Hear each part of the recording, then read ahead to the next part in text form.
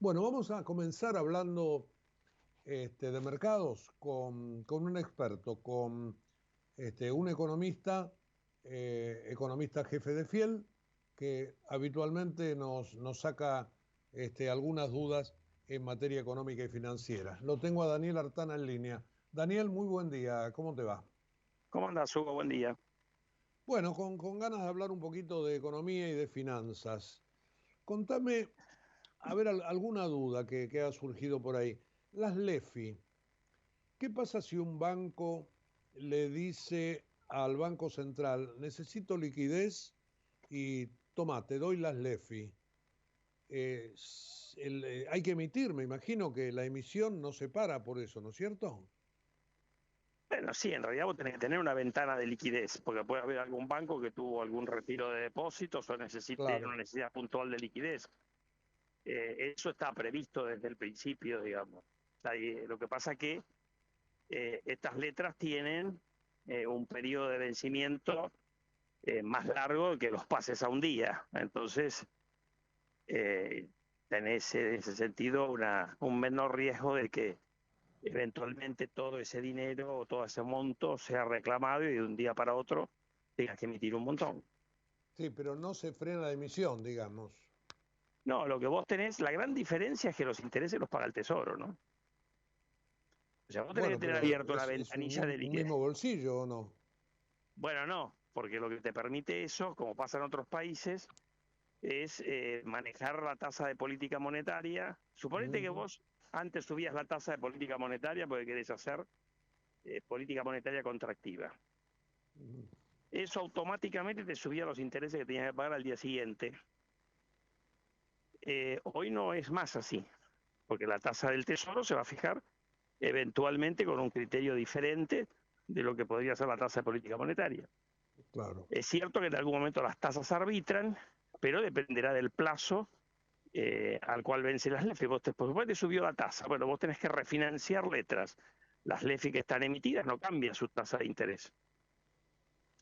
De hecho, capitalizan la tasa, así que eso está metido en el valor al momento en que se suscribió o se colocó la LEFI. Así que te le permite al gobierno, al Banco Central, mejor dicho, poder tener algún espacio para hacer política monetaria que antes no tenía. La claro. contracara de eso es que el Tesoro tiene una cuenta de intereses más alta, que la han maquillado porque las letras son capitalizables.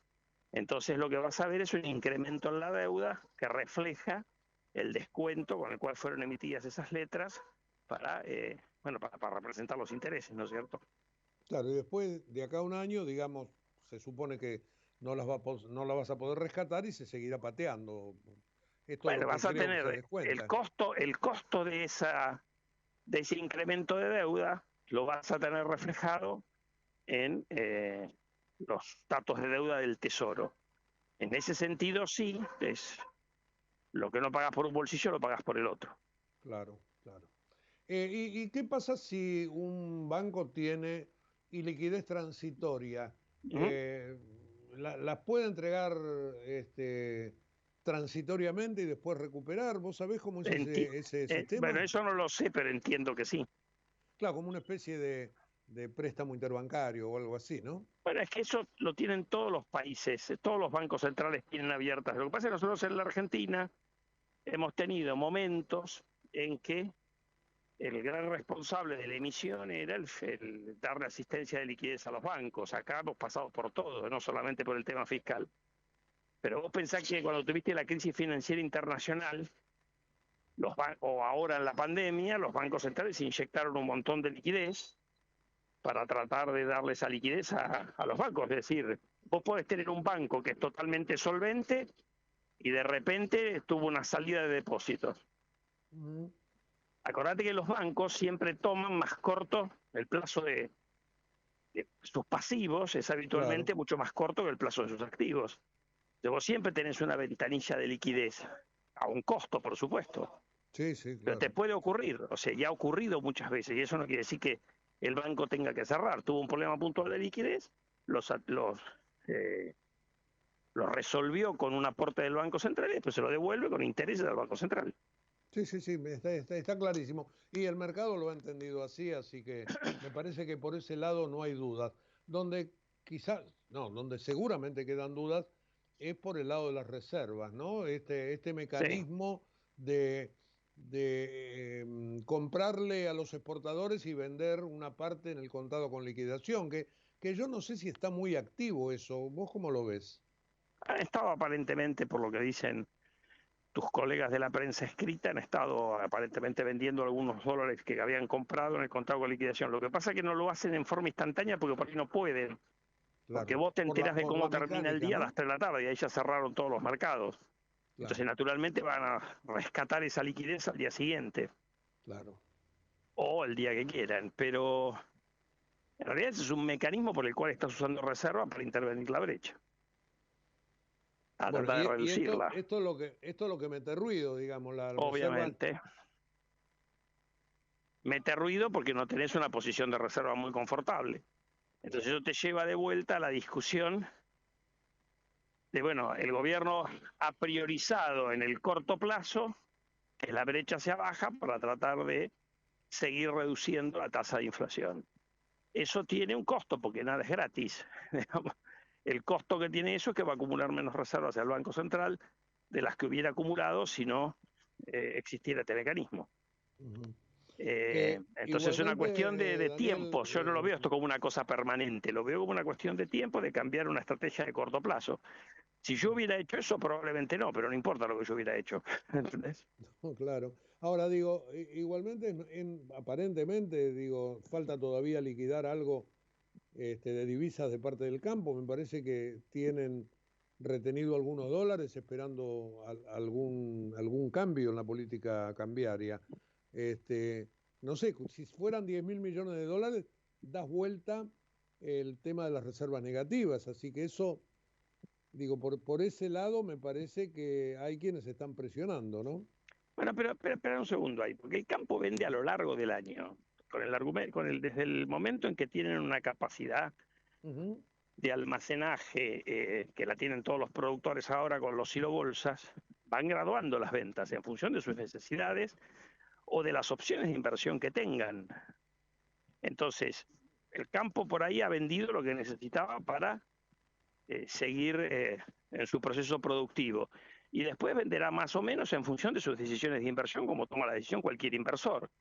Entonces, si vos no tenés, qué sé yo, inversiones en pesos, que era la misma discusión del gobierno anterior, si vos no tenés opciones en pesos atractivas, bueno, por ahí venden y se te terminan dolarizando por el contado con liquidez, por el MEP, digamos.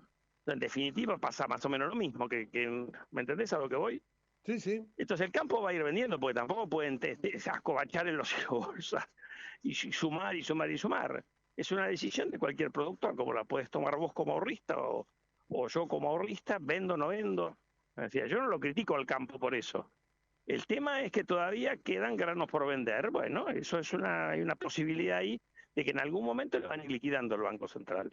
Pero normalmente ahora liquidan a lo largo del año. ¿Por qué? Porque además una parte se exporta eh, manufacturado, digamos, es aceite o harina de soja, por ejemplo. Y eso se vende a lo largo del año. Entonces tenés una estacionalidad, pero menos marcada que cuando vendías nada más que por otro y no se podía acumular con la misma capacidad de almacenaje que tenés hoy, ¿no? Ujú. Bueno, hablamos de dos de los temas que al mercado lo preocupan, que es el nivel de reservas y que eran las LEFI. Y el otro tema, el tercero, es la salida del cepo. ¿Cómo Uh-huh. ves eso? Bueno, mira, yo creo que esto, el gobierno te ha establecido criterios, si querés agregado uno, que es que la tasa de inflación tiene que ser baja. Y yo creo que eso en parte se explica porque en el momento en que vayas, para ahí no lo olviden de que el golpe, pero si vos avanzás en algo importante en materia de cepo, que es unificar los tipos de cambio, y Argentina tiene tipo de cambio múltiple, efectivos, porque Ujú, tenés el dólar blend, porque tenés el impuesto país, por supuesto que vos removés todo eso. Bueno, eso es, vas a revaluar el tipo de cambio efectivo que recibe un exportador, o en ese momento el tipo de cambio oficial se va a depreciar un poco.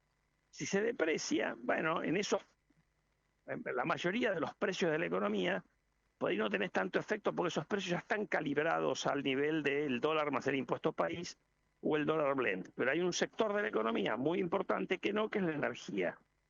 Entonces yo creo que el gobierno, estoy imaginando, en mi análisis, espera tener inflación más baja porque sabe que en el momento que por ahí remueva esta parte del cepo y vaya a un tipo de cambio único, por ahí tenés algún efecto adicional en tarifa. Y ese efecto prefieren tenerlo con una inflación consolidada ya en un nivel bastante más bajo que el actual. Pero bueno, veremos si esto es así o no. A mí tampoco me desvela que el cepo hay que sacarlo mañana, pero es cierto que han avanzado muy poco en materia de remover distorsiones cambiarias, y eso, en la materia fiscal, tenés hoy mayor claridad respecto a la sostenibilidad de lo que han hecho. En materia cambiaria ha habido pocos avances. Y en materia de nivel de actividad, porque evidentemente ahí hay un agujero bastante importante que está pegando, no sé con qué fuerza todavía en el empleo, ¿no? Bueno, siempre el empleo funciona con algún desfasaje y depende también de la perspectiva que tengan las empresas de cuán profunda va a ser la caída y en qué momento empieza a revertirse. Porque vos, la mayoría de las empresas, si cree que va a tener una caída transitoria de la actividad, no despide gente, porque a vos te cuesta reentrenar a la gente, en fin. Ahora, lo que has tenido son algunos indicadores de que la economía estaría tocando fondo, o habría tocado fondo. Es cierto, está ayudada por el campo, ayudada por la minería, pero también has tenido algún rebote en la construcción, el indicador mensual corregido por estacionalidad. Es decir, tenés alguna señal, si querés señales mixtas, antes era todo rojo, ahora tenés un tablero de control que tiene algunos verdes. Veremos cómo continúa eso. Sí, no hablemos de brotes verdes, por favor. No digo brotes verdes, No. Algunas luces verdes. Viste que hay un tablero donde vos vas poniendo todos los indicadores y lo pintás de rojo o de verde según si es positivo o negativo. Bueno, antes eran todos rojos, ahora empezás a tener algunos que tienen verde, digamos. ¿Y ese proceso ustedes lo ven de acá a fin de año, por ejemplo? Mira, en realidad lo que has tenido, estás teniendo es alguna recuperación, de hecho eso ya lo tuviste, alguna recuperación parcial de lo que habían perdido las jubilaciones. Podrá ser escasa o no, pero alguna recuperación ha habido. Y estás teniendo también alguna recuperación de salario real, después de caídas muy profundas. Entonces claro, algo te debería dar de consumo eso. Por ahí poco, pero algo te debería dar. Y por último, Daniel, está el tema pendiente del Fondo Monetario, que de todas estas cosas no sé en cuántas está de acuerdo. Por lo menos no parece que la sintonía esté al 100% en este momento. Plata nueva, yo lo descartaría, no sé ustedes qué piensan. Eso dependerá. Si Argentina ha hecho aparentemente un planteo por fondos adicionales, eso obviamente requiere otro programa y seguramente requiere otras condicionalidades dentro de ese programa. Ahora, independientemente de eso, has avanzado en cuestiones que por ahí el Fondo Monetario criticaba de la economía argentina. Tenés una situación fiscal superavitaria, o si querés neutra, cuando Argentina tenía déficit crónico.